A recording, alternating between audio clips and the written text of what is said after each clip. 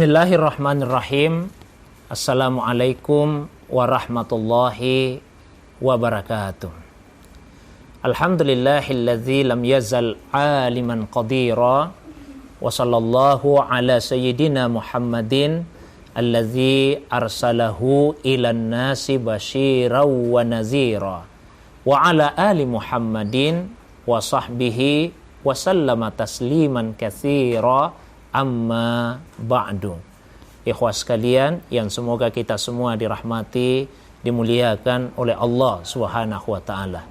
Alhamdulillah, segala puji tentunya hanyalah milik Allah Subhanahu wa taala semata-mata. Salawat dan begitu pula salam semoga senantiasa Allah curahkan kepada kekasih kita Rasulullah Muhammad sallallahu alaihi wasallam. Begitu pula kepada keluarga, para sahabat dan juga pengikutnya yang senantiasa istiqamah menghidupkan sunnah Nabi sallallahu alaihi wasallam. Insyaallah pada lanjutan kajian Al-Ahadits As-Sultaniyah, hadis-hadis tentang kekuasaan. Pada kesempatan kali ini yaitu sebuah hadis yang diriwayatkan oleh Imam Al-Bukhari, Imam Muslim dan Imam At-Tirmizi dalam kitab hadis mereka masing-masing dari salah seorang sahabat Nabi SAW yaitu Abdullah ibnu Umar. An Abdullah ibn Umar radhiyallahu anhuma qala Rasulullah sallallahu alaihi wasallam kullukum ra'in wa kullukum mas'ulun an ra'iyatihi.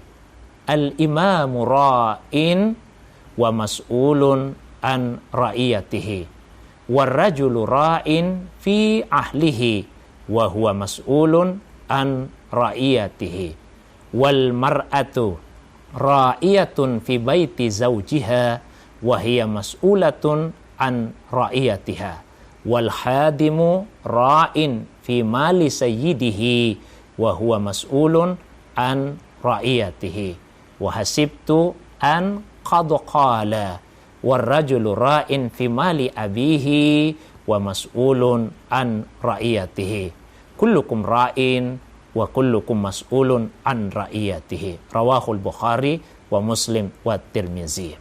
Yang artinya dari Abdullah ibnu Umar, semoga Allah Subhanahu wa taala meridai keduanya. Ia berkata, Rasulullah sallallahu alaihi wasallam pernah bersabda, kalian semua adalah penggembala, adalah pemimpin. Seorang imam adalah pemimpin dan dia bertanggung jawab terhadap kepemimpinannya. Seorang laki-laki adalah pemimpin dalam keluarganya dan dia bertanggung jawab terhadap kepemimpinannya. Seorang istri adalah penanggung jawab di rumah suaminya dan dia akan dimintai pertanggungjawaban terhadap tugasnya. Seorang pelayan akan dimintai pertanggungjawaban terhadap harta majikannya. Lalu Ibnu Umar berkata, saya menduga bahwa Rasulullah SAW juga menyatakan bahwa seorang anak bertanggung jawab terhadap harta orang tuanya. Kalian semua adalah pemimpin dan setiap pemimpin akan dimintai pertanggungjawaban terhadap kepemimpinannya. Hadis riwayat Bukhari, Muslim dan At-Tirmizi. Dari hadis ini ada beberapa pembelajaran yang bisa kita petik. Yang pertama sekali, kepemimpinan di dalam agama kita adalah satu tanggung jawab. Karena dia adalah tanggung jawab, mesti dilakukan dengan cara yang sebaik-baiknya. Di dalam bahasa Arab, pemimpin itu disebut dengan ra'in. Dan yang dipimpin dinamakan dengan ra'iyah. Dari kata inilah kemudian diserap ke dalam bahasa Indonesia dan disebut dengan rakyat. Yang secara harfiah sebetulnya maknanya adalah gembalaan. Seorang pemimpin diumpamakan dengan seorang penggembala dan yang dipimpin diibaratkan dengan gembalaannya. Itu artinya pemimpin mesti mengayomi, mesti melayani rakyatnya dengan cara yang sebaik-baiknya. Kemudian yang terpenting dari hadis ini juga bahwa setiap manusia itu ternyata adalah pemimpin. Meskipun skala kepemimpinannya berbeda-beda. Ada yang memimpin dalam skala yang sangat luas, seperti memimpin satu negara. Ada yang memimpin dalam skala yang terbatas, seperti misalnya memimpin satu institusi, memimpin satu instansi, kantor, dan sebagainya. Ada juga yang memimpin dalam lingkup yang lebih kecil lagi, dalam keluarga. Tapi paling tidak, setiap orang adalah pemimpin bagi dirinya sendiri. Nah, yang ketiga dalam hadis tadi, ada 3 skala kepemimpinan yang bisa kita tarik paling tidak. Yang pertama yaitu pemimpin bagi diri sendiri. Dan yang kedua, tanggung jawab kepemimpinan dalam keluarga. Dan yang ketiga, yaitu tanggung jawab kepemimpinan dalam kehidupan bermasyarakat. Mari kita memimpin diri kita dengan cara mengendalikan, menundukkan keinginan-keinginan yang ada di dalam hati. Tidak semua yang kita inginkan sesuai dengan keinginannya Allah. Maka sesuaikanlah keinginan kita dengan keinginan Allah Subhanahu wa ta'ala. Tidak semua yang kita inginkan bisa kita wujudkan dalam kenyataan. Karena yang akan terwujud hanyalah kehendak Allah Subhanahu wa ta'ala.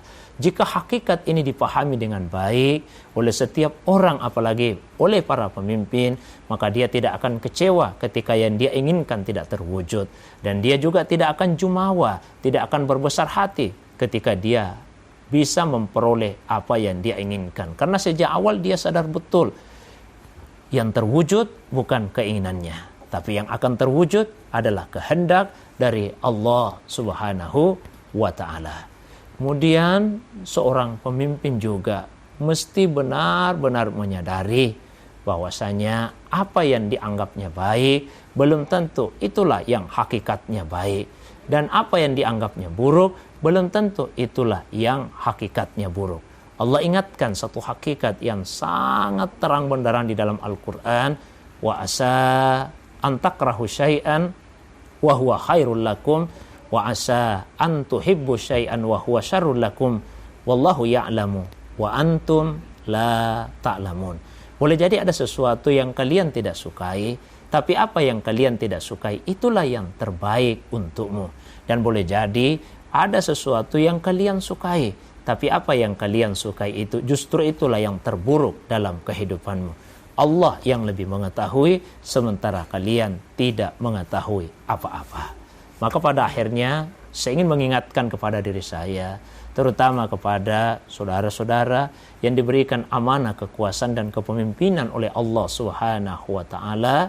Gunakanlah amanah kekuasaan itu untuk mendatangkan kebaikan kepada rakyat yang dipimpin. Jika ada yang para penguasa inginkan dan ternyata belum terwujud, jangan mudah marah, jangan mudah menyalahkan rakyat. Dan jika apa yang diinginkan oleh para penguasa bisa diwujudkan, janganlah berbesar hati, sebaliknya bersyukurlah kepada Allah Subhanahu wa ta'ala. Dan salah satu bentuk kesyukuran itu adalah dengan membawa rakyat ke jalan yang lebih diridhai oleh Allah Subhanahu wa ta'ala. Demikian, semoga ada manfaatnya. Assalamualaikum warahmatullahi wabarakatuh.